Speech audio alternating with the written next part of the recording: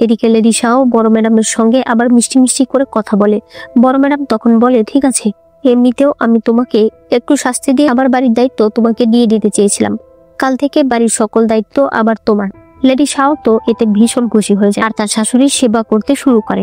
অন্যদিকে জানসি ভাবছিল কাল ট্রায়াল শুরু হবে, ট্রায়ালে সে কি বলবে। তখন সে আমানকে বলে, তুমি চাউনিয়ানকে আমার কাছে নিয়ে আসো। রাতের বেলা চাউনিয়ান জাংসির কাছে আসে। এখানে জাংসি এখনো চাউনিয়ানের সঙ্গে অনেক ভালো করে আচরণ করছিল। তখন চাউনিয়ান বলে, আমি তোমার সঙ্গে কত অন্যায় করেছি। ওই চংই যে কি খারাপ তার কোনো শেষ নেই। ওই দিন ও কেন বেঁচে গেল?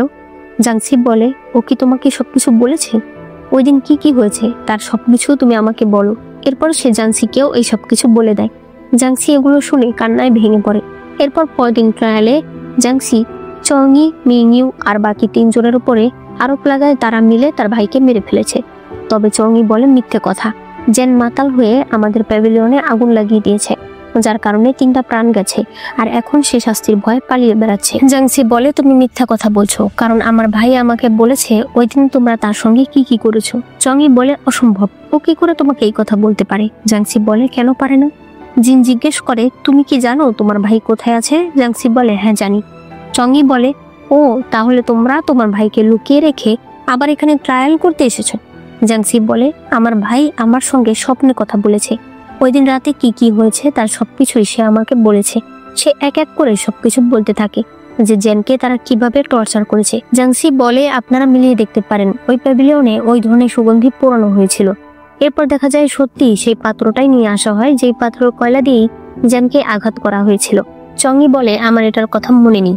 জাংসি বলে, তাহলে আমি তোমাকে মনে করিয়ে দিই, তোমরা আমার ভাইকে মারতে মারতে তাকে মেরে ফেলেছো। এরপর তার গায়ে এই সুগন্ধির কয়লা দিয়ে ছ্যাঁকা দিয়েছো।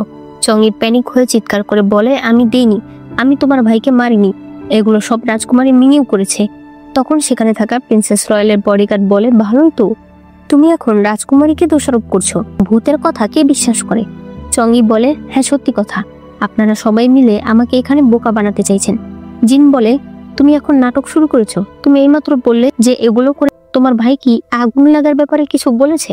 জাংসির তখন ইউচির কথা মনে পড়ে, তাই সে বলে, হ্যাঁ বলেছে, আগুন লাগা একটা দুর্ঘটনা ছিল, তারা সবাই মাতাল ছিল, এ কারণে তারা ঠিক করে রাস্তা দেখতে পারছিল না। মিনিউ রাজকুমারী জানালা দিয়ে লাফিয়ে পানিতে পড়ে, আর শ্যান আর চুইয়ের গায়ের উপর পিলার পড়ে, তাই তারা প্যাভিলিয়নের ভেতরেই আটকে যায়। আর ইয়ানচাই সাঁতার জানতো না, তাই সে পানিতে ঝাঁপ দেওয়ার পরেও সে বাঁচতে পারে না। অন্যদিকে চংইকে শ্যান সাহায্য করার জন্য ডাকছিল, তবে চংই তাকে সাহায্য না করে নিজে পানিতে ঝাঁপ দেয়। এর মধ্যে অলরেডি তার পায়ে অনেক আঘাত লেগে গিয়েছিল। জিন এরপরে পোস্টমর্টম যে করেছে তাকে ডাকলে সে বলে যে হ্যাঁ, এগুলো সবকিছুই মিল আছে। চংই বলতে থাকে, এতে কি প্রমাণ হয়? আপনারা এখন ভূতের কথা বিশ্বাস করছেন? জাংসির স্বপ্নে তার ভাই এসেছিল, এই কথা আমাদেরকে মানতে হবে। তখনই পেছন থেকে একজন বলে ওঠে, কেন মানবে না? তখন সবাই পেছনে ঘুরে তাকায়। চংই যখন তার চেহারা দেখে তখন সে প্রচন্ড ভয় পেয়ে যায়, কারণ এটা ছিল জেন। চংই ভূত ভূত বলে চিৎকার করতে থাকে আর সে বলে, তুমি আমার কাছে আসবে না। জেন বলে, তুমি যখন কিছু স্বীকারই করছো না, তাহলে আমি বরং তোমাকে আমার সাথে করে নিয়ে যাই। এই কথা শুনে চংই চিৎকার করে বলতে থাকে, আমি তোমাকে মারিনি, তোমাকে মেরেছে মিংইউ, এই সব কিছুই করেছে রাজকুমারী মিংইউ, আমি তোমাকে মারিনি। এগুলো বলে সে অজ্ঞান হয়ে যায়। জাংসি জেনকে ধরে বলে, ভাইয়া তুমি এসেছো। এরপরে জাংসির বাবা মন খারাপ করে বসেছিল, তখন জাংসি জেনকে নিয়ে আসে। জেনের বাবা জেনকে দেখে খুশিতে কান্না করতে থাকে। এরপরে তারা সবাই একসঙ্গে বসে খাবার খাচ্ছিল। তখন জেন আগের সব ঘটনা খুলে বলে, ওই দিন আসলে জেন বুঝতে পেরেছিল যে তাকে না মারা পর্যন্ত এরা শান্ত হবে না, তাই সে মরার অভিনয় করেছিল। জেন বলে, আমি ভেবেছিলাম যখন ওরা বুঝতে পারবে যে আমি মারা গেছি তখন ওরা আমাকে ছেড়ে দেবে, কিন্তু ওরা তো আমাকে নিয়ে পানিতে ফেলে দেয়। আমি সাঁতার কেটে ওঠার অনেক চেষ্টা করি কিন্তু পারি না। এদিকে চুচু ইউচি আর লংদানকে বলে যে ওই দিন ইউচি তাকে বলেছিল নদীর স্রোতের দিকে যেতে। চুচু নদীর স্রোত ফলো করে সেদিকে গেলে সে জেনকে দেখতে পায়। এরপরে সে জেনকে নিয়ে বনের ভেতরেই কয়েকদিন কাটায় এবং তাকে সম্পূর্ণভাবে সুস্থ করে। জেন সুস্থ হওয়ার পর চুচুকে নিজের বানানো একটা ছোট্ট ঘোড়া উপহার দেয়। এর কয়েকদিন পরেই তারা জানতে পারে যে সিকিউরিটি অফিসে ট্রায়াল শুরু হতে যাচ্ছে। সেখানে যদি সে ভূত হিসেবে আসে তাহলে সে সহজে তাদের মুখ থেকে সত্যি কথা বের করতে পারবে। এরপর রাতের বেলা জাংসির দাদি সবাইকে ডাকে একটা ছোটখাটো অনুষ্ঠানের জন্য, কারণ ইউচি আর চুচু জেনকে বাঁচিয়েছে। এজন্য বাড়ির সবাই তাদেরকে সম্মান জানায়। আর ভবিষ্যতে যদি কখনো তাদের প্রয়োজন পড়ে তখন এই জিয়াং পরিবার তাদেরকে সাহায্য করবে এই প্রতিশ্রুতি দেয়। এখানে জেন বলে, আমি আর অযথা সময় নষ্ট করব না। এখন থেকে আমি মন দিয়ে প্র্যাকটিস করব। সরকারি চাকরি আমাকে পেতেই হবে। এরপর থেকে জেন পুরো উদ্যমে মার্শাল আর্ট প্র্যাকটিস করতে থাকে। এভাবেই কয়েকদিন কেটে যায়। পরের সিনে দেখা যায় মহারাজ রাজকুমারী মিনিউর কাছ থেকে তার রাজকুমারীর টাইটেল নিয়ে নিয়েছে, কারণ সে অনেক বড় একটা অন্যায় করেছে। অন্যদিকে চংইকে শাস্তি দেওয়া হয়েছে যে সে আর কখনোই ইম্পেরিয়াল এক্সামে অংশগ্রহণ করতে পারবে না, এবং তার বাবা যেহেতু তাকে ঠিক মতো শিক্ষা দিতে পারেনি তাই সেও 3 বছর পর্যন্ত কোনো স্যালারি পাবে না। এদিকে জেনের কাছে মহারাজের আদেশনামা আসে, যেখানে বলা হয় জেনকে মহারাজ ইম্পেরিয়াল সেনাবাহিনীতে চাকরি দিয়েছে। এখানে তো তারা কিছু বলে না, তবে এনোদ চলে গেলে জেন বলতে থাকে, তো মহারাজ দেখিয়ে দিল যে তার কাছে আসলে কে প্রিয়। জেনের দাদি বলে, তুই তো একেবারে খারাপ পদ পাসনি, তাই না? জাংসি বলে, এখানে পদের কথা হচ্ছে না। মহারাজ আমাদেরকে একটা পদ দিয়ে আর মিনিউকে রাজকুমারী টাইটেল থেকে সরিয়ে দিয়ে এই কেসকে সম্পূর্ণভাবে ডিসমিস করে দিয়েছে। কিন্তু মিনিউর আর কোনো শাস্তি হয়নি, অথচ ওর কারণে কতগুলো প্রাণ গেছে, এমনকি আমার ভাইয়েরও প্রাণ যেতে পারত। জেনে ভীষণ খারাপ লাগে যে শুধুমাত্র রাজ পরিবারে জন্মগ্রহণের ফলে এত বড় অন্যায় করার পরেও মিনিউর কোনো শাস্তি হলো না। তাই সে বাড়ি থেকে বাইরে চলে আসে। এরপরে জেন নদীর ঘাটে বসেছিল। একটু পর সেখানে চুচু আসে। সে বলে, তুমি এখানে বসে আছো আর বাড়ির সবাই তোমাকে নিয়ে চিন্তা করছে। জেন বলে, রাগ হয়েছিল তাই চলে এসেছি, আমাকে একটু একা থাকতে দাও। চুচু বলে, হ্যাঁ থাকো, তুমি মনে করো আমি এখানে নেই? জেন বলে, আচ্ছা বলো তো, এটা কি কোনো বিচার হলো? চুচু বলে, আমি জানি তোমার খারাপ লাগছে, কিন্তু জীবন তো এখানেই শেষ হয়ে যায়। তুমি জানো আমার ছোটবেলা থেকেই শখ ছিল আমি সারা পৃথিবী ঘুরে দেখব, মুক্ত হয়ে চলাফেরা করব। কিন্তু ছোটবেলা থেকেই আমাকে ঘরে থেকে মেয়েদের কাজ শিখতে হয়। তারা আমাকে কোনো কিছু করতে বাইরে যেতে দিত না, তবে আমি হাল ছেড়ে দিইনি। আর দেখো এখন আমি মুক্ত হয়ে যে কোনো জায়গায় যেতে পারি। তাই আমি বলবো তুমিও একটু সময় দাও, দেখবে তাদের কৃতকর্মের ফল তারা অবশ্যই পাবে। জেন এই কথাতে অনেকটা মোটিভেট হয়। এদিকে মিনিউ তার মায়ের কাছে আসে এবং সে বলে সে লিংশুই যেতে চায় না। তার মা বলে, তোমাকে যেতেই হবে। তখন তার মায়ের দাসী বলে, আপনি কয়েকটা দিন সেখানে থাকবেন, তারপরে ম্যাডাম আপনাকে আবার নিয়ে আসবে। প্রিন্সেস রয়্যাল চলে গেলে মিনিউ মনে করে ওই দিন যখন সে পানিতে পড়ে গিয়েছিল তখন ইউচি এসে তাকে বাঁচিয়েছিল। তখন সে তার দাসীকে বলে ইউচিকে ডেকে নিয়ে আসতে, আর যদি সে আসতে না চায় তাহলে তাকে বলতে যে মিনিউ তার ব্যাপারে একটা জিনিস জানে। এদিকে জাংসিরা প্ল্যানিং করছিল তারা কোথাও থেকে ঘুরে আসলে ভালো হয়। তখন জেন বলে, আচ্ছা চলো লিংশুই যাই, সেখানে বড় আপুর শ্বশুর বাড়ি, আমরা বড় আপুর শ্বশুর বাড়ি থেকে ঘুরে আসব। একটু পরে জাংসি আবারও জিং এর কাছে আসে এবং সে বলে যে সে মিনিউ আর চং এর উপর থেকে কেস তুলে নিতে চায়। জিং তাকে বলে, এরকমটা করার কোনো প্রয়োজন নেই, আমি আছি তোমাদের সঙ্গে, যে এত বড় অন্যায় করেছে সে শাস্তি অবশ্যই পাবে। তবে জাংসি বলে, আমি এখন আর ওদের শাস্তি চাই না, আমার ভাই ফিরে এসেছে, এটাই আমার জন্য যথেষ্ট। এরপরে তারা চলে যাওয়ার সময় জিং বলে, জাংসি আমি তোমার সঙ্গে একটু আলাদা কথা বলতে চাই। এরপর সে বলে, আমি এখনো তোমাকে পছন্দ করি। জাংসি বলে, আপনি আমার জন্য আর নিজের সময় নষ্ট করবেন না, আপনি আমাকে যেরকম মনে করেন আমি সেরকম নই। ওই দিন আপনি আমাকে কোর্টে দেখেছেন আমার ভাইয়ের হয়ে লড়তে, তবে সত্য কথা হলো ওই দিন আমারও ভয় লাগছিল, আমার মনেও শঙ্কা ছিল। আপনি আমাকে যতটা সাহসী ভাবেন আমি ততটা নই, এমনকি ওই দিন কোর্টে আমি মিথ্যা কথা বলেছি, কিন্তু আপনি কাগজের মতো পরিষ্কার, আপনার জীবনে মিথ্যা বলতে কোনো শব্দ নেই, তাই আমি আর আপনি কখনোই এক হতে পারবো না। জিন বলে, তুমি কি অন্য কাউকে পছন্দ করো? জাংসি বলে, অন্য কারোর জন্য না, এমনিতেই আমি আপনার যোগ্য না। এরপর জাংসি যখন চলে যাচ্ছিল তখন জিং বলে, আচ্ছা ইউসিকে তোমার খারাপ দিক সম্পর্কে জানে? জাংসি বলে, হ্যাঁ সে সবকিছু জানে। জিং এতে পুরোপুরি শিওর হয়ে যায় যে জাংসি ইউচিকে পছন্দ করে। জাংসি সেখান থেকে চলে আসে। এদিকে ইউচি মিনুর সঙ্গে দেখা করতে আসে এবং সে এসেই বলে, কি জন্য ডেকেছেন? মিনু বলে, ওই দিন তুমি আমাকে বাঁচিয়েছিলে, সেজন্য তোমাকে ধন্যবাদ দিতে ডেকেছি। ইউচি বলে, আমি যদি জানতাম যে তুমি আসল কালপ্রিট তাহলে আমি কখনোই তোমাকে বাঁচাতাম না। ইউচি চলে আসতে চাইলে মিনিউ বলে, আমি তোমার আসল পরিচয় জানি, মহারাজ না ডাকা সত্ত্বেও তুমি এখানে চলে এসেছো। ইউচি বলে, তো এখন কি তুমি আমাকে ব্ল্যাকমেইল করছো? মিনিউ বলে, আমি তোমাকে পছন্দ করি, তুমি আমার সঙ্গে লিংশুই শহরে চলো, আমি তোমার ভবিষ্যৎ অনেক উজ্জ্বল করে দেব। ইউচি বলে, এখন এক নিম্ন পদের রাজকুমারী রাজ্যের রাজকুমারকে বলছে যে সে তার ভবিষ্যৎ ভালো করে দেবে? তোমার মা দেখছি তোমাকে কিছুই শেখায়নি, তুই যদি পারো তাহলে মার্কিউস চাংশিয়ানের ছেলেকে কেন বাঁচাতে পারলে না? তোমার এত কাছের লোক চংইকেও বাঁচাতে পারলে না, আর নিজের স্ট্যাটাসও ঠিক রাখতে পারলে না। আমি তোমাকে বলবো একই ভুল বারবার করো না। এই বলে সে যখন চলে যেতে চায় তখন মিনিও বলে, তুমি কি ওই খারাপ মেয়ে জাংসির জন্য এমন করছো? আমি যাকে পছন্দ করি তাকে যদি ও নিতে চায় তাহলে আমি ওর চোখ উপড়ে ফেলবো, হাত কেটে ফেলবো। ইউচি তখন সেখানে এসে বলে, সাহস থাকলে ট্রাই করে দেখো, আর যদি তুমি সাহস দেখানোর সাহস করো তাহলে তুমি বুঝতে পারবে আমার মতো একজন কমান্ডেন্ট কিভাবে তোমার জীবন নেয়। এই কথা বলে সে সেখান থেকে চলে যায়। এরপরে জাংসিরা বেরিয়ে পড়ে লিংশুয়ের উদ্দেশ্যে। অন্যদিকে ইউচিকে লংদান খবর দেয় যে ইউচির জন্মের সময় যে জ্যোতিষীরা মিথ্যা কথা বলেছিল তারা এখন বর্তমানে লিংশুই শহরে রয়েছে। তাই ইউচি সেদিকে যেতে থাকে। রাস্তায় জাংসিদের সঙ্গে তাদের দেখা হয়ে যায়। জাংসি বলে, আমরা যখন একই শহরে যাচ্ছি তাহলে চলুন একসাথেই যাই। রাস্তার মাঝখানে তারা এক জায়গায় বিশ্রাম নেওয়ার জন্য দাঁড়ালে সেখানে লংদান পানি থেকে একটা মাছ ধরে। জ্যান বলে, আমি এর চেয়ে বড় মাছ ধরতে পারি। তবে যখন সে পানির কাছে আসে তখন সে পানি দেখে ভয় পেয়ে যায়, তাই সে ডালপালা কাটতে চলে যায়। একটু পরে জ্যান বসেছিল আর চুচু পানিতে মাছ ধরছিল। একটা মাছ ধরে সে যখন আসতে চায় তখন সে পড়ে যায়। জ্যান দৌড়ে তার কাছে সাহায্য করতে যেতে চায়, তবে পানি দেখে তার ভয় লাগছিল, কিন্তু তারপরেও সাহস করে সে চুচুর কাছে যায়, তাকে পিঠে করে মাটিতে নিয়ে আসে। তখনই হঠাৎ করে আকাশে মেঘ ডেকে উঠলে জ্যান চুচুর কান চেপে ধরে। হঠাৎ করেই সেখানে রোদের মাঝে বৃষ্টি শুরু হয়ে যায়। জ্যান অনেকটা অকওয়ার্ড হয়ে যায়। সে বলে, আসলে আমার বোন মেঘের ডাক শুনে ভয় পায় তো, তাই আমার অভ্যাস হয়ে গেছে। এরপরে সে চুচুর পা টেনে ঠিক করে দেয়। এদিকে জাংসি আর ইউচি একটা কলাপাতা মাথায় দিয়ে দাঁড়িয়েছিল। জাংসি বলে, আমরা ভাইয়ার কাছে যাই। তবে ইউচি তার হাত ধরেছিল। সে বলে, বৃষ্টি থামা পর্যন্ত আমার সাথে দাঁড়িয়ে থাকো। এরপর তারা সেখানে একটা গাছ দেখতে পায় যেখানে অনেক লাল ফিতা বাঁধা ছিল। সেই গাছের নিচে বসা একজন লোক বলে, মানুষ মনে করে এই গাছের সবাই একটা উইশ লিখলে সেই উইশ পূরণ হয়, তাই তারা সবাই উইশ লিখতে শুরু করে। দেখা যায় ইউচি লিখেছে জাংসির আশা যেন পূরণ হয়, আর জাংসি লিখেছিল সবাই যেন ভালো থাকে।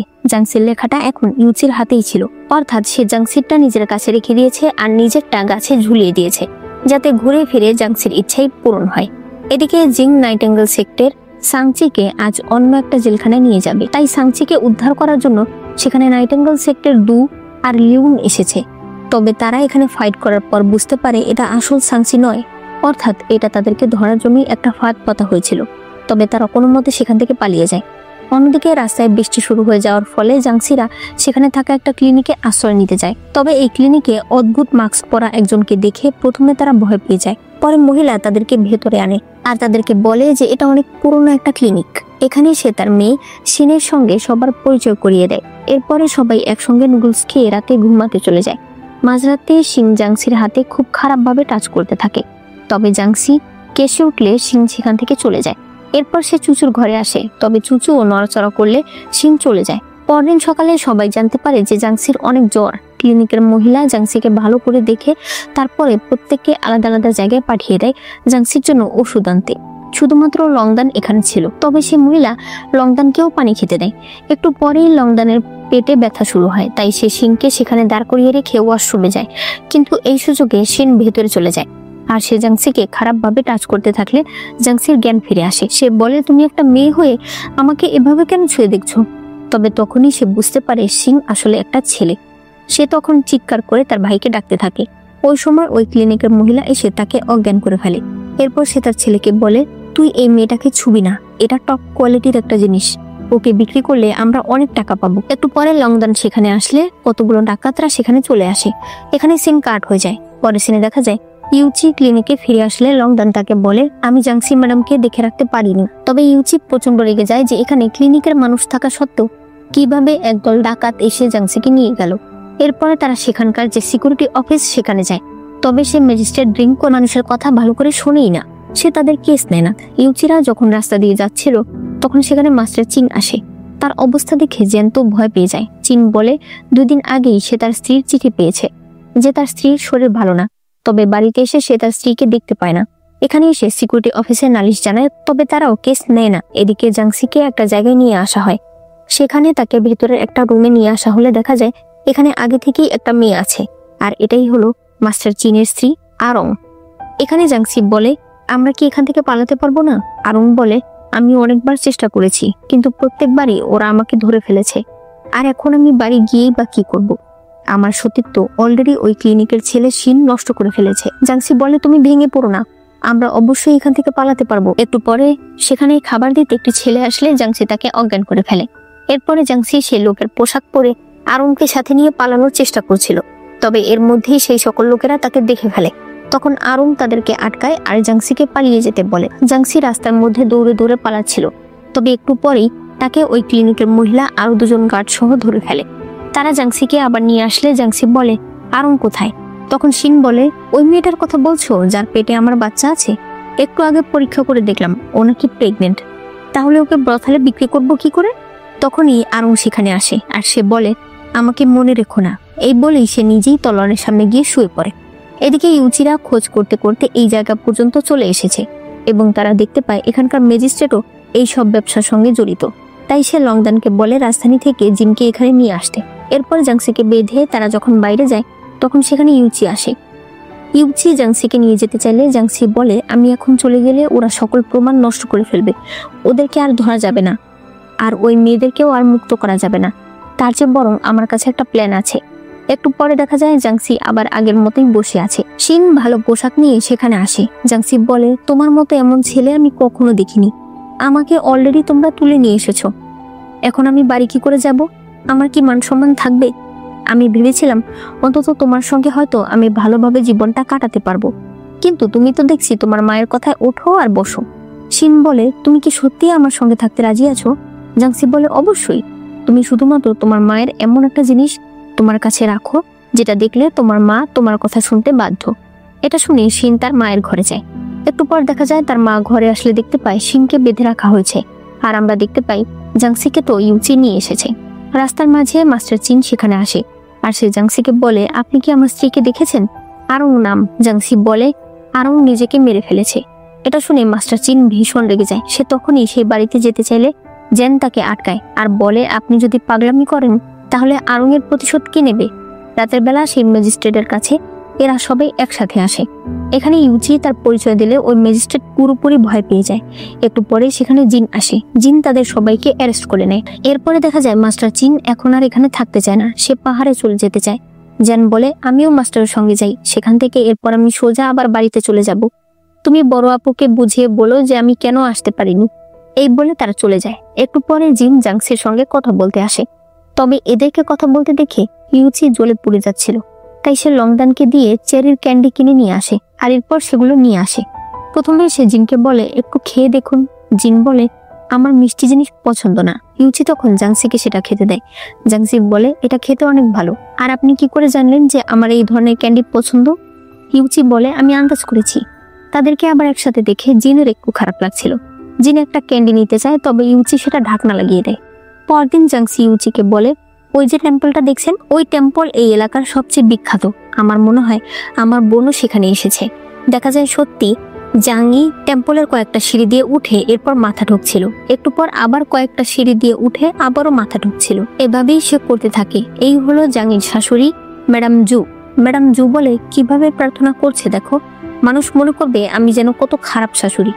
জিউ বলে, মা এখন আপনি কি বলতে চাইছেন? আপনি তো ওকে এগুলো করার জন্য বাধ্য করেন, ছেলে হওয়ার জন্য ও কি কম চেষ্টা করছে? ম্যাডাম জু বলে, লাভ কি, কোনো কিছুতেই তো আর কিছু হলো না। তখনই জাংই অজ্ঞান হয়ে যায়। জিউ দৌড়ে গিয়ে তাকে ধরে আর এরপর পিঠে করে নিয়ে আসে। তখনই জাংসি সেখানে আসে আর বলে, আমার আপু কি হয়েছে? একটু পরে জাংয়ের জ্ঞান ফিরে আসে। জাংয়ের শাশুড়ি বলে, এবার চলো বাড়ি চলে যাই। জিউ জাংয়ের সঙ্গে যেতে চায়, তবে তার মা বলে, তুমি আমার সঙ্গে যাবে। ওরা দুই বোন আলাদা গাড়িতে যাবে। এরপরে গাড়ি যখন যাচ্ছিল তখন হঠাৎ করে দেখা যায় জাংসি যে গাড়িতে ছিল সেই গাড়ি অন্য একটা রাস্তা দিয়ে যাচ্ছে। তাদের পেছন পেছন ইউচিও যাচ্ছিল। গাড়ি যেতে যেতে একেবারে খাদের কাছে চলে যায়। ইউচি অনেক চেষ্টা করছিল গাড়িটাকে আটকানোর। তখনই এই শহরের কমান্ড্যান্ট ইউনলো সেখানে আসে আর সেও তার সর্বোচ্চ দিয়ে গাড়িটাকে আটকানোর চেষ্টা করে।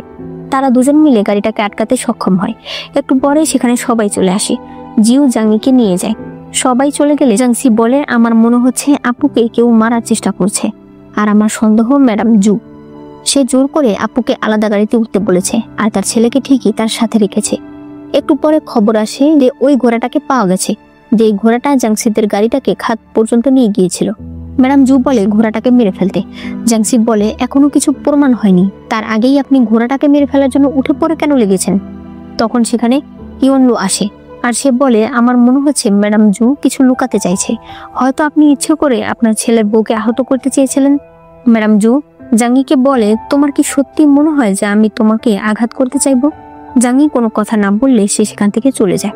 এরপর ইউচি আর লংদান সেই লোকের কাছে আসে যাদের কাছ থেকে ওই ঘোড়ার গাড়ি ভাড়া নেওয়া হয়েছিল, এবং এখানে তারা বুঝতে পারে ম্যাডাম জুয়ের লোকেরা ইচ্ছে করেই এই ঘোড়াটাকে নিয়েছে, যে ঘোড়াটা প্রায় এক রাস্তা ছেড়ে অন্য রাস্তায় দৌড় দেয়। এরপর ইউচি যায় একজন জ্যোতিষীর সঙ্গে দেখা করতে, যে ইউচির জন্মের সময় তার ব্যাপারে আজে বাজে কথা বলেছিল। ইউচি ওনাকে এই ব্যাপারে জিজ্ঞেস করলে সেই লোক বলে, আমি কিছু জানি না, আমাকে যা বলতে বলা হয়েছিল, আমাকে যে রিপোর্ট দেওয়া হয়েছিল আমি শুধু সেটা জমা দিয়েছিলাম, আমি এর বাইরে আর কিছুই করিনি। এই বলে সে পালিয়ে যায়। পরদিন জাংসিরা কোথাও যাচ্ছিল, রাস্তার মাঝে তারা চিন নামে এক দাসীকে দেখতে পায়, যাকে কিনা 3 জন মিলে বুলি করছিল। তারা সেখানে গেলে চিন তাকে বাঁচাতে বলে। তখন সে লোকগুলো বলে, এই মেয়েটা নিজেই নিজেকে বিক্রি করেছে টাকার জন্য। তারা দেখতে পায় সত্যি এই মেয়েটা এই 3 লোকের কাছে নিজেকে বিক্রি করেছে, তবে এখন সে যেতে চাইছে না। সে জাঙ্গিকে বলে তাকে সাহায্য করতে। জাংসি তাকে সাহায্য করে, সে সেই লোকেদেরকে টাকা দিয়ে দেয়, কিন্তু এই মেয়েটা জাঙ্গিকে বলতে থাকে তাকে সাথে করে নিয়ে যেতে, সে দাসী হিসেবে সারা জীবন তার হয়ে কাজ করবে। জাঙ্গি অনেক নরম মনে ছিল, তাই সে তাকে সাথে করে নিয়ে নেয়। তবে জাংসির এই ব্যাপারটা কিছু একটা সন্দেহ লাগে। রাতের বেলা জিউ জাঙ্গিকে বলে, তোমার বোন কবে যাবে?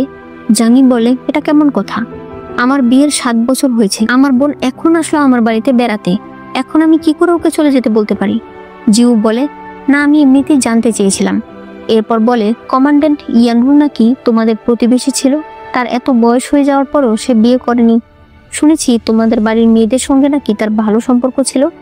জাঙ্গি বলে, সে বিয়ে করেনি, এতে আমাদের বাড়ির মেয়ের সঙ্গে কি সম্পর্ক? তুমি ভালো করে জানো আমাদের বাড়ির মেয়েরা কোন শিক্ষায় বড় হয়েছে। বাকিরা বলল, তুমি এই ধরনের কথা কি করে বলতে পারো? জু বলে, আচ্ছা, আমার অন্যায় হয়ে গেছে, আর বলবো না। এরপর জাঙ্গি বলে, সামনে ওয়াটার ফেস্টিভ্যাল আসতে চলেছে, তখন ভালো একটা অনুষ্ঠান হবে, এইবার আমি আমার বোনকে সেই অনুষ্ঠান দেখাতে চাই। এরপর দেখা যায় জাঙ্গি এই শহরের সবচেয়ে বড় নৃত্যশিল্পীদের যে গ্রুপ তাদেরকে ভাড়া করেছে, এবং তারা এখন প্র্যাকটিস করছে। একটু পরে জাঙ্গিকে তার শাশুড়ি ডেকে পাঠায়, এবং সে তাকে বিনা কারণে আজে বাজে কথা শোনাতে থাকে, যে তোমার একটা কাজও ভালো না, আমার ছেলেকে বলে আমি তোমাকে ডিভোর্স দিয়ে দেব। তখনই জিউ সেখানে আসে আর বলে, আপনি আমাকে কোন ধরনের মানুষ মনে করেন? আপনি 1000 বার কেন 1,00,000 বার বললেও জাঙ্গিকে আমি ডিভোর্স দেব না। তখন একজন দাসী এসে বলে যে বাইরের নৃত্যশিল্পীদের মধ্যে ঝগড়া শুরু হয়ে গেছে, দেখা যায় তারা তো মারামারি শুরু করে দিয়েছে, কারণ সেখানে থাকা একটি মেয়ের মুখের চারপাশে র্যাশ বের হয়ে গেছে। একটু পর সেখানে সবাই চলে আসে, ডাক্তার দেখে বলে একটা লিপস্টিকের কারণে এমনটা হয়েছে। তখন দেখানো হয় একটু আগে তাদের গ্রুপের ম্যাং নামে একটি ছেলে, সাদা জামা পরা এই মেয়েটা যার নাম ফ্যাং, তার জন্য লিপস্টিক নিয়ে এসেছিল, তবে লাল জামা পরা মেয়েটা সেই লিপস্টিকটা দেয়, আর এরপরই তার এরকম হয়। ম্যাং বলে সে কিছু জানে না, কারণ সেটা বাইরে থেকে কিনে এনেছে। তখন তারা ভাবতে থাকে তাহলে পারফরমেন্স কি করে হবে। তখন জাংসি বলে, আমার কাছে একটা উপায় আছে। একটু পরে দেখা যায় ওয়াটার ফেস্টিভ্যাল অনুষ্ঠান শুরু হয়ে গেছে, আর নিচে নৌকায় করে বউ সেজে জাংসি সেখানে আসে। অপর পাশ থেকে বর বেশে ইউচি আসে। তারা এখানে একজন আরেকজনকে সম্মান জানায় আর এরপর চলে যায়। তখন জাঙ্গির কাছে খবর আসে যে তার মেয়ে ইয়ানকে পাওয়া যাচ্ছে না, তাই সে ইয়ানকে খুঁজতে বেরিয়ে পড়ে। এদিকে ইউচি তার পোশাক খুলছিল, তখনই জাংসি সেখানে চলে আসে। সে বলে, একটু আগে নৌকায় বর বেশে যে ছিল তাকে দেখতে অনেকটা তোমার মতোই ছিল। ইউচি বলে, তাই না? সবারই চোখ নাক কান আছে, তাই দেখতে একরকমই লাগবে। তখন জাংসি জামাটা সরিয়ে দেখায়, তাহলে এটা কি? ইউচি বলে, আরে যে ছেলেটার সেখানে যাওয়ার কথা ছিল সে আমাকে বলল যে সে এই পারফরমেন্সটা করতে পারবে না। তবে জাংসি তার দিকে তাকিয়ে থাকলে সে বলে, হ্যাঁ, আমি ইচ্ছে করে ওই ছেলেটাকে রাজি করিয়েছি, কারণ তুমি অন্যজনের সামনে বউ সেজে যাবে এটা আমি দেখতে পারবো না। জাংসি এটা শুনে হাসতে থাকে। একটু পরেই তারা জানতে পারে সেখানে ওয়াটার ড্যান্স করবে যে মেয়েটা, তার পায়ে হঠাৎ ব্যথা পেয়েছে। এবার তারা কি করবে এগুলো নিয়ে তারা সবাই চিন্তায় ছিল। তখন চিন বলে, আমি নাচতে পারি, আপনারা চাইলে আমি একবার চেষ্টা করে দেখতে পারি। এরপরে চিন সেখানে পারফরমেন্স করে, যেটা অনেক সুন্দর ছিল। এদিকে জাংসি আর ইউচি একসঙ্গে দাঁড়িয়েছিল। জাংসি বলে, আমার আপুকে কোথাও দেখতে পাচ্ছি না, তুমি এই মেয়েটার উপর নজর রাখো, আর আমি আমার আপুকে খুঁজতে যাচ্ছি। সে যখন বাইরে আসে তখন দেখতে পায় কমান্ড্যান্ট ইউনলু ইয়ানকে কোলে নিয়ে আসে। কমান্ড্যান্ট বলে, ইয়ান হারিয়ে গিয়েছিল আর জাঙ্গি তাকে খুঁজতেই বের হয়েছিল। তবে ইয়ান বলে যে সে তো হারায়নি, হঠাৎ করে সে ঘুমিয়ে পড়েছিল। জাংসি বুঝতে পারে ইচ্ছে করে হয়তো কেউ জাঙ্গিকে বাইরে বের করেছে। এদিকে ম্যাডাম জুয়ের গায়ে দাসী একটু চা ফেলে দেয়। জিউ বলে, মা চলো, আমি তোমাকে আলাদা একটা ঘরে নিয়ে যাই। অন্যদিকে জাঙ্গি তার মেয়েকে খুঁজতে খুঁজতে একটা ঘরে আসে। এখানে এসে তার মাথা ঘুরতে থাকে আর সে অজ্ঞান হয়ে যায়। তখন দেখা যায় সেখানে একজন পুরুষ এসেছে। সে নিজের পোশাক খুলতে থাকলে জাংসি এসে তার মাথায় আঘাত করে। এরপর সে তার বোনকে জাগাতে থাকে। তখনই ম্যাডাম জিউ আর বাকি দাসীরা চলে আসে। জাংসি বলে, আপুর অ্যাজমা হঠাৎ বেড়ে গেছে, তাই আমি তাকে এখানে নিয়ে এসেছিলাম। একজন দাসী ম্যাডাম জুয়ের জন্য আলমারি থেকে পোশাক বের করার সময় দেখতে পায় সেখানে কেউ পড়ে আছে। এরপর তাকে আনলে দেখা যায় এটা হলো সেই নৃত্যশিল্পীদের গ্রুপের সেই লোকটা যার নাম ম্যাং। জিউ বলে, তুমি কি আমাকে বলবে যে এখানে আসলে কি হচ্ছিল? এই লোক এই ঘরে কি করছে? জাঙ্গি বলে, তোমরা আমার কথা বিশ্বাস করো, আমি নিজেও জানি না এই লোক এখানে কি করছে। ম্যাডাম জু জাঙ্গিকে মারতে গেলে জাংসির সামনে দাঁড়ায় আর বলে, দুলা ভাই, আপনার তো উচিত সবকিছু ভালো করে তদন্ত করে তারপর বিচার করা। এটা আপনার কেমন ভালোবাসা? তখনই নৃত্যশিল্পীদের প্রধান ফ্যাং বলে, ম্যাং আমার সঙ্গে দেখা করার জন্য এসেছিল। এনাদের দুই বোনের কেউই এ বিষয়ে জানতো না। এদিকে চিন নামের যে দাসী নাচ করছিল সে কোথাও যাচ্ছিল আর লংদান তাকে ফলো করছিল। একটু পরে লংদান আর ইউচি তাকে ধরে ফেলে। অন্যদিকে ম্যাংয়ের জ্ঞান ফিরে আসে। তারা বলে, তুমি সত্যি করে বলো এখানে তোমাকে কে ডেকেছে? তখন ম্যাং বলে, আমাকে জাঙ্গি ম্যাডাম ডেকেছে। তার একজন দাসী এসে আমাকে বলেছে এখানে ম্যাডামের সঙ্গে দেখা করতে। জাংসি বলে, সেই দাসী নিশ্চয়ই চিন। তখন জাঙ্গি বলে, হ্যাঁ, চিনই আমাকে বলেছিল যে এই ঘরে ইয়ান আছে। দেখানো হয় চিন তাকে এখানে দিয়ে আবার পেছন থেকে দরজা লাগিয়ে দেয়। কিন্তু ম্যাডাম জু বলে, চিন একটু আগে নাচ করছিল, তাহলে সে দুই জায়গায় কি করে থাকতে পারে? এখানে জাঙ্গির কথা ম্যাডাম জু একেবারেই বিশ্বাস করছিল না। একটু পরে চিনকে ডেকে আনা হয়। সেও বলে, আমি কি করে এই কাজ করব? আমি তো বাহিরে নাচ করছিলাম, সেটা তো সবাই দেখেছে। জিউ বলে, তুমি এমন একটা কাজ করবে আমি কখনো কল্পনাও করিনি। জাংসি বলে, আমার আপু বলেছে যে সে এই ধরনের কাজ করেনি, তার মানে করেনি। জিউ বলে, তাহলে এই মেয়েটা যে নাচ করছিল সেটা তুমি দেখোনি? তখনই ইউচি নাচ করা সেই মেয়েটাকে নিয়ে আসে আর আমরা দেখতে পাই এটা হলো চিংয়ের যমজ বোন যার নাম ইউ। অর্থাৎ এখানে প্রমাণ হয়ে যায় যে এরা দুই বোন মিলে জাঙ্গিকে খারাপ চরিত্র প্রমাণ করার চেষ্টা করেছিল। জাংসি এদেরকে আর ম্যাংকে গ্রেপ্তার করতে বলে। তখন ম্যাং বলে, আমাকে গ্রেফতার করবেন না, চিঠি দিয়েছিল এই দাসী, জাঙ্গি ম্যাডাম আমাকে কিছুই বলেনি। একটু পরে দেখা যায় এই ছেলেটাকে তাদের গ্রুপের মেয়েরা বের করে দিয়েছে।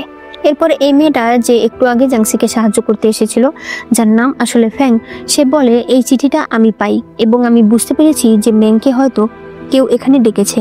তখন আমি চলে আসি আর আসার পর এখানে ঘটনাটা বুঝতে পারি।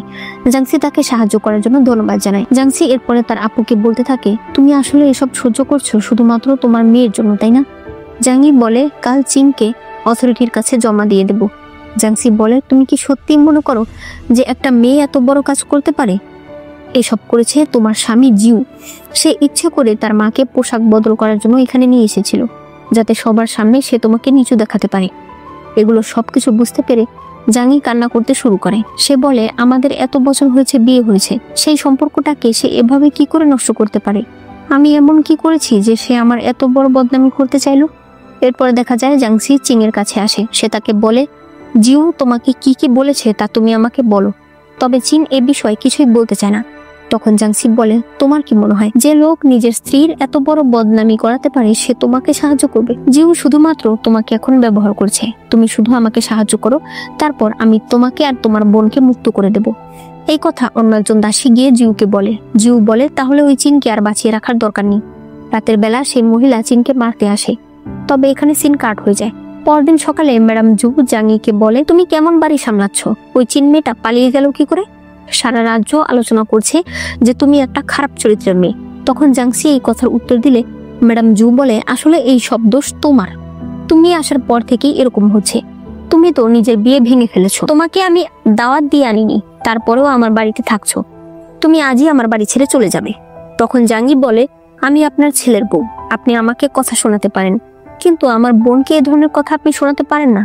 আপনি এই জন্য রেগে যাচ্ছেন যে ওই দিন আমি মারা যাইনি, আমার বোন আমাকে বাঁচিয়েছে। গতকাল আমার সম্মান নষ্ট হয়নি, আমার বোন আমাকে বাঁচিয়েছে। এই জন্য আপনি আমার বোনকে পাঠিয়ে দিতে চাইছেন, যাতে আপনার ছেলেকে দিয়ে আমাকে ডিভোর্স দেবেন আর এরপর তাকে আরেকটা বিয়ে করাবেন। তবে আমি আপনাকে বলে দেই, আমি এক মন্ত্রীর মেয়ে, শিক্ষিত, মার্জিত। বিয়ের পর থেকে এখন পর্যন্ত আমার কোনো বদনামি নেই। ছেলে জন্ম দিতে পারিনি, তবে একটা মেয়ের মা আমি। তাই এমন কোনো অন্যায় আমার নেই যে অন্যায়ে আপনার ছেলে আমাকে ডিভোর্স দিতে পারে। জাংসি বলে, অবশ্যই, বিনা কারণে যদি আমার আপুকে ডিভোর্স দেওয়া হয় তাহলে আমরাও অথরিটির কাছে যাব আর আপনার ছেলেকে চরম লেভেলের শাস্তি নিশ্চিত করব। এগুলো শুনে জাঙ্গির শাশুড়ি অবাক হয়ে যায়। আর সে তাদেরকে সেখান থেকে চলে যেতে বলে। আর আড়াল থেকে এই সব কিছুই জিউ শুনছিল। এরপরে সে বাইরে এসে বলে, মা, আমি জাঙ্গিকে ডিভোর্স দিয়ে দেবো। তখন তার মা বলে, এটা কি ধরনের কথা? সে বলে, তুমি তো চাও যে আমি ওকে ডিভোর্স দিয়ে দেই। তার মা বলে, আরে আমি তো এমনিতেই বলি, তোমাকে ভয় দেখাই, এই ধরনের কথা তুমি আর কখনো মুখে আনবে না। তখন দেখা যায় জিউ অনেকটা চিন্তায় পড়ে গেছে। এরপরে সে দেখা যায় চিনকে জাংসি আর ইউচি বাঁচিয়ে নিয়েছে। এখানে জাংসি বলে যে তার কাছে একটা সাহায্যের প্রয়োজন। অন্যদিকে জিউ এখন চীনের যমজ বোন ইউকে ধরে নিয়ে এসেছে। সে তাকে একটা চিঠি দেয় একজনের কাছে পৌঁছে দেওয়ার জন্য। পরদিন ইউ সেই চিঠি নিয়ে যখন যাচ্ছিল তখন লংদান তার সামনে দাঁড়ায়। ওই সময় জানালা দিয়ে চীন তাকে ডাক দেয়। এখানে চীন ইউকে বোঝায় যে জিউ লোকটা একদমই সুবিধার না, তাকে মোটেও বিশ্বাস করা যাবে না। তখন ইউ সেই চিঠিটা জাংসিকে দেয়। চিঠিতে লেখা ছিল, আমাদের প্ল্যান চেঞ্জ হয়েছে। তবে জাংসি চিঠিটা ছিঁড়ে ফেলে। একটু পর দেখা যায় চীন আর ইউ দুজনেই একরকম পোশাক পরে দুই দিকে যাচ্ছে। চীন চলে যায় সেই মহিলার কাছে যার সঙ্গে জিউর সম্পর্ক। সে বলে, ম্যাডাম, আমাদের হুজুর আপনার জন্য পেছনের বাড়িতে অপেক্ষা করছে। সে বলেছে খুবই গুরুত্বপূর্ণ কথা আছে। এদিকে ইউ এসে জিউকে বলে, ওই আপু বলেছে সে আপনার জন্য অপেক্ষা করছে, খুব গুরুত্বপূর্ণ কথা আছে। এরপরে দেখা যায় আগে সেই মেয়েটি ওই পুরনো বাড়িতে আসে আর এরপর জিউ সেখানে আসে। এদিকে দেখা যায় ম্যাং নামের নৃত্যশিল্পীদের গ্রুপের সেই ছেলেটা এলাকাবাসী সবাইকে বলতে থাকে, তোমরা জানো জিউর স্ত্রী জাঙ্গি আমাকে পছন্দ করে। বিশ্বাস না হলে চলো তোমাদেরকে দেখাই যে সে এখন আমার জন্য অপেক্ষা করছে। এলাকাবাসী সবাই তখন তার পেছন পেছন যেতে থাকে। জিউ সেই মেয়েটিকে ধরতে চাইলে মেয়েটি তাকে সরিয়ে দেয়। এখানে আমরা দেখতে পাই এই মেয়েটি আর কেউ না, সে হলো রাজকুমারী মিংইউ। আড়াল থেকে জাংসিউ তাকে দেখে এবং তাদের কথা শুনে। এখানে জিউ বলছিল, তুমি চিন্তা করো না, আমি খুব তাড়াতাড়ি জাঙ্গিকে ডিভোর্স দিয়ে দেবো। এরই মধ্যে সেখানে এলাকাবাসী চলে আসে। তারা পেছনের দরজা দিয়ে পালাতে চায়, তবে দেখা যায় সেটা তো বন্ধ। তখন তারা পাশের একটা দরজা দিয়ে বের হতে চায়, তবে ওই লোকেরা তাদেরকে ধরে ফেলে। এখানে জিউ বলে, আমি আমার স্ত্রীর সঙ্গে আছি, তোমাদের কি সমস্যা? কিন্তু তখনই জাংসি জাঙ্গিকে নিয়ে আসে আর বলে, আপু, এইমাত্র দুলাভাই বলল যে সে নাকি তোমার সাথে আছে। জাঙ্গি বলে, তো তুমি আরেকজনকে পছন্দ করে ফেলেছো।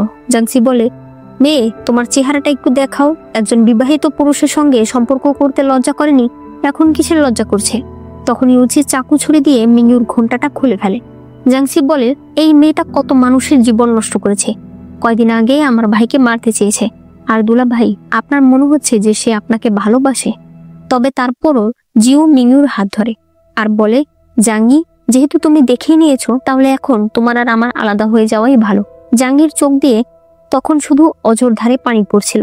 তখনই প্রিন্সেস রয়্যাল সেখানে চলে আসে। প্রিন্সেস রয়্যালের সেনারা জিউর গলায় তলোয়ার ধরে। জিউ বলে, আমি আর মিংইউ একজন একজনকে পছন্দ করি। মিংইউ বলে, মা, এই লোক আমাকে মিষ্টি মিষ্টি কথা বলে ফাঁসিয়েছে, এখন আমার পেছনে পড়ে আছে। প্রিন্সেস রয়্যাল বলে, এরপর থেকে আর যদি কখনো তুমি আমার মেয়ের পেছনে লাগো, আমি কিন্তু তোমাকে শেষ করে ফেলবো। তখনই জাংসি বলে ওঠে, আপনি এইভাবে প্রত্যেকবার আপনার মেয়েকে বাঁচাতে পারেন না। আপনার মেয়ে মানুষকে মানুষ মনে করে না। সে ইচ্ছে করে আমার দুলাভাইয়ের সঙ্গে সম্পর্ক করেছে যাতে সে আমার বোনকে কষ্ট দিতে পারে।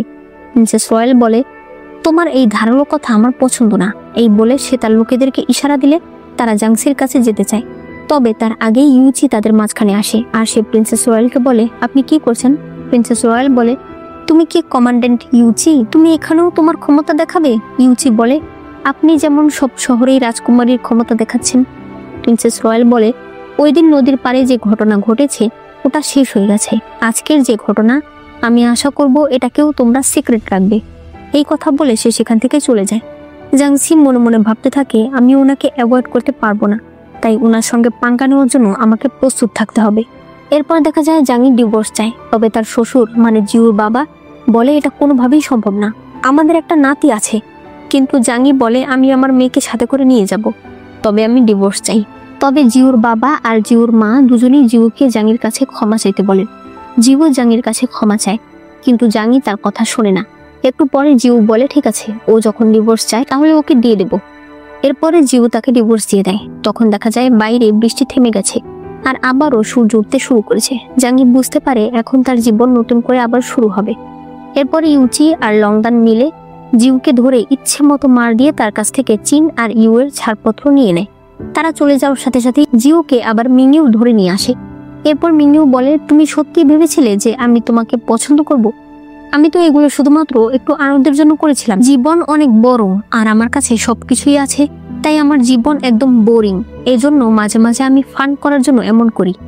জিউ বুঝতে পারে সে জীবনে কত বড় ভুল করেছে। এরপরে জাংসি আর ইউচি একসঙ্গে জাংয়ের মেয়ে ইয়ানকে খাওয়াচ্ছিল। তখন ইয়ান ইউচিকে ভাইয়া বলে ডাকলে ইউচি বলে, ভাইয়া না, আমি তোমার আঙ্কেল, ওটা তোমার আন্টি আর আমি তোমার আঙ্কেল। মানে সে জাংসিকে বিয়ে করার পুরোপুরি প্রস্তুতি নিয়ে নিচ্ছে। এরপরে জাংসি চিন আর ইউকে সেই নৃত্যশিল্পীদের জায়গায় দিয়ে দেয়। এখানে এদের প্রধান ফ্যাং নামে সেই মেয়েটা জাংসিকে একটা পেন্টিং দেয়। সে বলে, আসলে আমি ওই দিন তোমাকে সাহায্য করেছিলাম, একটা হলো মানবতার কারণে আর আরেকটা হলো তোমার মায়ের কারণে। আমি তোমার মায়ের কাছে ঋণী। আমার বয়স যখন 15 বছর তখন তোমার মা আমাকে বাঁচিয়েছিল। তখন আমাদেরকে প্রথমবারের মতো জাংসির মাকে দেখানো হয়, যে দেখতে ভীষণ সুন্দর ছিল। সে একদিন এই ফ্যাংকে বাঁচিয়েছিল। আর জাংসির মায়ের সঙ্গে ওই সময় ছিল মিংইউর বাবা অর্থাৎ জেনারেল চুই। তো বুঝতেই পারছো জাংসির মা আর মিংইউর বাবার মধ্যে হয়তো ভালোবাসার সম্পর্ক ছিল। এরপরে জাংইরা যখন চলে যাচ্ছিল তখন ইউনলো আড়াল থেকে তাদেরকে দেখছিল। ইউচি তার কাছে এসে অনেকভাবে জিজ্ঞেস করার চেষ্টা করে যে সে এখনো জাংইকে পছন্দ করে কিনা। তবে সে এই কথা পুরোপুরি অ্যাভয়েড করে সেখান থেকে চলে যায়। বাড়িতে আসলে দাদি বলে, এত বড় একটা ঘটনা তুমি বাড়ির কাউকে না জানিয়ে একা একা কি করে করলে জাংসি? জাংই বলে, আমি ওকে বলেছিলাম কাউকে না জানাতে। দাদি বলে, ওর হয়ে তুমি কথা বলো না, ও যা চায় তাই করে। ও নিজের বিয়ে ভেঙে ফেলেছে, তোমার ডিভোর্স করিয়েছে। জ্যান বলে, চংই ভালো ছিল না, আমার দুলাভাইও ভালো না, এখানে আমার বোনদের কি দোষ? তাই দাদি আর কোনো কথা বলে না। ইয়ান জাংসি দাদির কাছে আসলে দাদি তাকে দুটো ফল দেয়। এরপরে জাংসি একা বসেছিল। তখন সে মনে করে আগের জন্মে নাইটিঙ্গেল সেক্টর 2 এসে তাকে বলে যে ইউচিকে রাজসেনারা মেরে ফেলেছে। জাংসি একদম অবাক হয়ে যায় যে ইউচিকে কেন রাজসেনারা মেরে ফেললো। এরপরে সে এল্ডারকে বলে, ওই প্রিন্সেস রয়্যাল আমার পরিবার শেষ করেছে, এখন আমার স্বামীকেও বাঁচতে দেয়নি, আমি এর প্রতিশোধ নিতে চাই। এরপরেই সে প্রিন্সেস রয়্যালের কাছে আসে প্রতিশোধ নিতে। সে তাকে বলে, আপনি কেন ইউচিকে মারলেন? প্রিন্সেস রয়্যাল বলে, তুমি মনে করছো ইউচির জীবন এতটাই সাধারণ? জাংসি রেগে তাকে মেরে ফেলে। বর্তমানে জাংসি ভাবতে থাকে, এইবার বাবা, ভাইয়া, আপু সবাই ভালো আছে, এবার হয়তো আমার জীবন আগের মতো হবে না, ইউচিও ভালো থাকবে তো। এরপরে দেখা যায় নতুন করে ইম্পেরিয়াল গার্ডে যে সকল লোকেদের চাকরি হয়েছে তাদের সঙ্গে জেনারেল চুই দেখা করতে আসে। এখানে জেনও ছিল। এদিকে পেই বাবার বাড়িতে বেড়াতে এসেছে। অন্যদিকে জাংসিদের দোকানে দুজন লোক এসে চুচুকে বিরক্ত করতে চায়। চুচু একজনকে একটা থাপ্পড় মেরে দেয়। সেই লোক আরো কিছু করতে যাবে তার আগেই তলোয়ার নিয়ে পুরো ইম্পেরিয়াল গার্ডের পোশাক পরে জেন সেখানে এসে হাজির হয়। সে সেই লোকেদেরকে ভাগিয়ে সেখানে বারবার শো অফ করতে থাকে, এমনকি সে তার তলোয়ারটাও চুচুকে দেখায়। চুচু বলে, তুমি চাকরি পেয়েছো, বাড়িতে না গিয়ে এখানে কেন এসেছো? জেন বলে, তুমি কি বোকা নাকি? আমি রাস্তা দিয়ে হাঁটছিলাম, দেখলাম যে এখানে কোনো বিপদ, তাই চলে আসলাম। তখনই জেনের সৈনিক এসে বলে, আপনি এত তাড়াতাড়ি এখানে এসেছেন যে আমি হাঁপিয়ে গেছি। আপনি না বললেন বাড়িতে যাবেন, এটা কি আমাদের বাড়ির রাস্তা? জেন বলে, ও এটা আমাদের বাড়ির রাস্তা না? কি একটা অবস্থা, আমি এখন বাড়ির রাস্তাও ভুলে যাই। এই বলে সে সেখান থেকে চলে যায়। এরপরে সে বাড়িতে আসলে সবাই তাকে দেখে অনেক প্রাউড ফিল করতে থাকে। তবে জেনের ছোট চাচা আর চাচির তার সাফল্য বেশি একটা পছন্দ হয় না, কারণ তারা তো শুধুমাত্র নিজেদের ছেলেকে সফল দেখতে চায়। এরপর দেখা যায় লেডি শাও এখন চাওকে বিয়ে দিতে চায় এবং সে এমন পাত্র খুঁজছে যার কিনা কিছু মিলিটারি ক্ষমতা রয়েছে। এমন একটা পাত্র সে পায় যে কিনা একজন গভর্নরের ছেলে। তবে সেই ছেলেটা ছোটবেলা থেকেই অসুস্থ, কিন্তু তারপরেও লেডি শাও সেই লোকের সঙ্গে চাওয়ার বিয়ে দিতে চায়, কারণ এখন তাদের এমন কাউকে প্রয়োজন যার ক্ষমতা জেনের চাইতে উপরে থাকবে, অর্থাৎ যে কোনো মূল্যে তাদের ব্রাঞ্চ জাংসিদের থেকে উপরে থাকবে। এরপর দেখা যায় চাওয়ার মা বলছে, চাওকে লেডি শাও ডাকলো কিন্তু মেয়েটা এখনো আসছে না কেন? একটু পরেই চাও সেখানে আসে আর তার মন অনেক খারাপ ছিল। কি হয়েছে জিজ্ঞেস করলে সে তাদেরকে সবকিছু খুলে বলে। লেডি শাও তার জন্য একটা অসুস্থ ছেলেকে ঠিক করেছে। এটা ভেবে তার একদমই ভালো লাগে না, সে ওই ছেলেকে বিয়ে করতে চায় না। এদিকে জেনের চাকরির খুশিতে সবাই একটা রেস্টুরেন্টে খাবার খাচ্ছিল। এখানে ইউচি জেনকে একটা জেট উপহার দেয় আর বলে, তুমি ইম্পেরিয়াল গার্ড, তোমাকে কখনোই যুদ্ধে যেতে হবে না, কিন্তু তারপর আমি আশা করব তুমি যেন সবসময় নিরাপদ থাকো। জাংইও তার ভাইকে একটা পাউচ উপহার দেয়। এরপর জাংসি তাকে একটা সেন্টের পাউচ উপহার দেয়। এত উপহার দেখে জেন ভীষণ খুশি হয়ে যায়। এদিকে এরা সবাই খাবার খাচ্ছিল। এখানে চাও তার বাবাকে সবকিছু বলে যে লেডি শাও তার জন্য যে ছেলের বিয়ের কথা বলছে তাকে তার পছন্দ না, সে ওই ছেলেকে বিয়ে করতে চায় না। তার বাবা তখন বলে, তুমি চিন্তা করো না, তাহলে এই বিয়ে হবে না। এদিকে জাংসি আর ইউচি কথা বলছিল। জাংসি বলে, আমি সিদ্ধান্ত নিয়ে ফেলেছি, যদি কখনো এমন পরিস্থিতি আসে যে এখানে আমি আর থাকতে পারছি না, তাহলে আমি দূরে কোথাও চলে যাব। সাথে নেব বাবাকে, ভাইয়াকে, আপুকে, চুচুকে, রংদানকে, আমানকে আর আরনিউকে। ইউচির মন খারাপ হয়ে গেলে জাংসি বলে, তোমাকেও নেব। ইউচি বলে, তাহলে কিন্তু এটা ডিল। এরপর ইউচি বলে, আমি তোমাকে একটা কথা বলতে চেয়েছিলাম। জাংসি বলে, বলো। ইউচি বলে, আজকে চাঁদটা অনেক বড়, অনেক সুন্দর লাগছে। জাংসি তো বুঝেই যায় যে ইউচি তো অন্য কথা বলতে চাইছে, তবে পারছে না। এরপর মাঝরাতে চাওয়ের বাবা আবারও লেডি শাওয়ের কাছে আসে এবং সে এখানে বলে, তুমি চাওয়ের বিয়ের ব্যাপারটা ছেড়ে দাও, ওদের চিন্তা ওরা করে নিতে পারবে। তবে লেডি শাও বলে, আমি আপনার অফিসিয়াল স্ত্রী, আপনার সকল ছেলেমেয়ের বিয়ের দায়িত্ব আমার, আপনি এই নিয়ম ভাঙতে পারেন না। চাওয়ের বাবা বলে, আমার কথার কি কোনো দাম নেই নাকি? তবে লেডি শাও বলে, অনেক দেরি হয়ে গেছে, অলরেডি আমি তাদের কাছে চিঠি পাঠিয়ে দিয়েছি, তাও আবার আমাদের বাড়ির সিল সহ। এটা শুনে তো চাওয়ের বাবা অনেক অবাক হয়ে যায় আর রেগেও যায়। তবে সে সেখান থেকে চলে যায়। এরপরে জাংসি কাগজে একটা জায়গার নাম লিখে আমানকে দিয়ে ইউচির বাড়িতে পাঠিয়ে দেয়। তবে দেখা যায় সেই চিঠিটা নিয়েছে নাইটিঙ্গেল সেক্টর প্রধান দু। সে যখন সেখান দিয়ে যাচ্ছিল তখন আবার লংদান এসে দেখতে পায় তাদের বাড়ির সামনে দিয়ে দু যাচ্ছে, তাই সেও তাকে ফলো করতে থাকে। তাকে ফলো করতে করতে লংদান তাংশিয়ান প্যাভিলিয়নে চলে আসে। এখানে দু সেই চিঠিটা নিয়ে লিওনের সঙ্গে কথা বলছিল। লিওন বলে, মনে হচ্ছে ইউচির সঙ্গে জাংসির ভালোবাসার সম্পর্ক হয়েছে, এই সুযোগটা আমরা কাজে লাগাতে পারি। তবে তখন তারা বুঝতে পারে এখানে কেউ এসেছে, তাই তারা লুকিয়ে পড়ে। ওই সময় টেবিলের উপরে ওই চিঠিটা লংদান পেয়ে যায়। এরপর সে সেটা নিয়ে ইউচিকে দেখায় আর বলে, এই চিঠিটা নাইটিঙ্গেল সেক্টর 2 এর কাছে ছিল। ইউচি বলে, হাতের লেখা তো একদম জাংসির মতো। লংদান বলে, তার মানে জাংসি ম্যাডাম আমাদেরকে ধোঁকা দিচ্ছে। কিন্তু ইউচি কিছুতেই এই কথা মানতে চায় না। এদিকে রাতের বেলা লেডি শাও তার শাশুড়ির জন্য একটা জামা নিয়ে আসে আর দাসীকে সেটা তার শাশুড়ির ঘরে রেখে আসতে বলে। আসলে এটা ছিল একটা চাল, যেখানে ওই দাসী বড় ম্যাডামের ঘর থেকে একটা সাদা কাগজে সিল লাগিয়ে দেয়। আর এরপরে সেই সাদা কাগজে লেডি শাও চিঠি লিখে ওই গভর্নরের বাড়িতে পাঠিয়ে দেয়, যার সঙ্গে চাওয়ের বিয়ের কথা চলছে। অর্থাৎ চিঠি সে আগে পাঠায়নি, কিন্তু এখন পাঠাচ্ছে। তার এই জন্য রাগ হয়েছে যে চাও তার নামে তার বাবার কাছে গিয়ে নালিশ করেছে এবং সে সরাসরি এই বিয়েতে না করে দিয়েছে। এদিকে জাংসি ইউচির সঙ্গে দেখা করতে আসে। দূর থেকে সে মনে করে ইউচি হয়তো দাঁড়িয়ে আছে, তবে কাছে গেলে দেখা যায় এটা ছিল দু। দুকে দেখে তার আগের জন্মের কিছু কথা মনে পড়ে। এরপর সে চলে আসতে চাইলে দু তার হাত ধরে ফেলে। দেখা যায় দূর থেকে ইউচি আর লংদান এগুলো দেখছে। লংদান বলে, এবার তো আপনার বিশ্বাস হয়েছে যে জাংসি ম্যাডাম নাইটিঙ্গেল সেক্টরের সঙ্গে মিলে আছে, এখনই আমাদের কিছু করতে হবে। কিন্তু ইউচি তার কোনো কথা শুনে না, তাই লংদান নিজে থেকেই জাংসির দিকে তীর মারতে চায়। তখন দু বলে ওঠে, দেখো তোমার প্রেমিক তোমার দিকে তীর ধরেছে। জাংসির পেছনে ঘুরে অবাক হয়ে যায় আর বলে, আবারও তুমি আমার দিকে তীর পয়েন্ট করেছো। দেখা যায় ইউচি তীরটা নামিয়ে নেয় আর সে বলে, আমি বলেছি ওকে মারবো না মানে মারবো না। তখন দু জাংসিকে অজ্ঞান করে নিয়ে চলে যেতে থাকে। ওই সময় তাদের পেছন পেছন ইউচি আর লংদানও যায়। দেখা যায় দু জাংসিকে নিয়ে তাংশিয়ান প্যাভিলিয়নে যাচ্ছে। ইউচি লংদানকে বলে, তুমি আমাদের বাকি সেনাদের নিয়ে আসো। এরপরে সে একাই ভেতরে যায়। অন্যদিকে জাংসির জ্ঞান ফিরে আসে। দু বলে, তুমি আমাকে সরাসরি বলো তুমি কে। জাংসি বলে, আমি জাংসি, আমি আপনার শত্রু না। দু বলে, তুমি আমাদের নাইটিঙ্গেল সেক্টর সিল কোথায় পেয়েছিলে? জাংসি বলে, এটা আমি আপনাদের সেক্টর সাংচির কাছ থেকে পেয়েছি। সাংচি ইউচির জেলে বন্দি আছে, আমি সেখানেই এই সিল পেয়েছি। দু বলে, তুমি ইউচিকে ধোকা দিচ্ছ, তুমি আমাকে বোকা পেয়েছো। এই বলে সে তার গলায় তলোয়ার ধরে। জাংসি মনে করে আগের জন্মে ইউচি সব সময় তাকে বাঁচিয়েছে। এরপর সে ভাবতে থাকে, এখন আমাকে কিছু একটা করতে হবে। সে বলে, আমি সাংচিকে বাঁচাতে পারবো, তবে আমাকে কথা দিতে হবে তুমি আগ বাড়িয়ে কোনো কিছুই করতে যাবে না। এর মধ্যে ইউচি সেখানে চলে আসে। তবে সেখানে পেছনে থাকা একজন সৈনিকের সঙ্গে ইউচির মারামারি চলতে থাকে। ওই সময় জাংসি দুয়ের গলায় নিজের হেয়ার পিন ধরে বলে, পেছনের দরজা দিয়ে পালিয়ে যাও, যদি তুমি বাঁচতে চাও তাহলে আমার কথা শোনো। 2 দিন পরে তুমি শহরের ভাঙা টেম্পলে সাংচির জন্য অপেক্ষা করবে। এই বলে সে তাকে ধাক্কা দিয়ে দেয়। ওই সময় লংদানও এসে পড়ে। ইউচি জাংসিকে বলে, ও কোথায় গেল? জাংসি বলে, ও পালিয়ে গেছে। ইউচি তাকে নিয়ে আসার সময় পায়ের নিচে একটা তক্তার ভেতরে ছোট একটা বক্স পায়। এদিকে লংদান ভেতরে যারা যারা গ্যাম্বলিং করছিল তাদের সবাইকে ধরে নিয়ে আসে। ওদিকে ইউচি জাংসিকে আলাদা ঘরে এনে বলে, এবার তুমি বলবে যে তুমি ওখানে কেন গিয়েছিলে?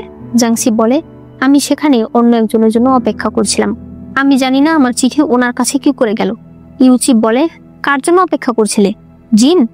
জাংসি বলে, একদমই না, আর তোমার জানার কোনো দরকার নেই। ইউচি বলে, নাইটিঙ্গেল সেক্ট আমাদের জন্য খুবই গুরুত্বপূর্ণ একটা বিষয়, তাই তোমাকে সবকিছু বলতে হবে। জাংসি বলে, আমি সেখানে যার জন্য অপেক্ষা করছিলাম সে আমাকে তীর মারতে চেয়েছিল। ইউচি তখন একদম অবাক হয়ে যায়। সে বলে, আমি মারতে চাইনি, লং দান। জাংসি বলে, আমি যদি না তাকাতাম তাহলে হয়তো আজ আমি শেষ হয়ে যেতাম। ইউচি বলে, কখনোই না, আমি কখনোই তোমাকে কষ্ট দেব না। জাংসি বলে, তাই নাকি? তাহলে তুমি বলো, তুমি আমাকে নাইটিঙ্গেল সেক্টর সিল কেন দিয়েছিলে? ইউচি বলে, ওটা আমি পরীক্ষা করার জন্য দিয়েছিলাম। জাংসি বলে, আর যদি সত্যিই আমি নানুর সেন্টেন্স হই তাহলে তুমি কি করবে? ইউচি বলে, আমার কাছে তুমি সবসময় জাংসি, যে কখনো কারো খারাপ চায় না। তাই তুমি সেন্টেন্স হলে কি না হলে তা দিয়ে আমার কিচ্ছু আসে যায় না। আমি আমার রাজ্যকে রক্ষা করব, আর তোমাকেও। এই বলে সে তাকে জড়িয়ে ধরে। দূর থেকে এরা তাদেরকে দেখছিল। আমান আর নিউর চোখ চেপে ধরে আর নিজেরা দেখতে থাকে। এদিকে চাওয়ের বাবা বলে দেয় যে এখন এই বিয়ে ভাঙা সম্ভব না, তারা তোমার সঙ্গে দেখা করতে আসবে। এরপরে লেডি শাও পেইকে ডাকে।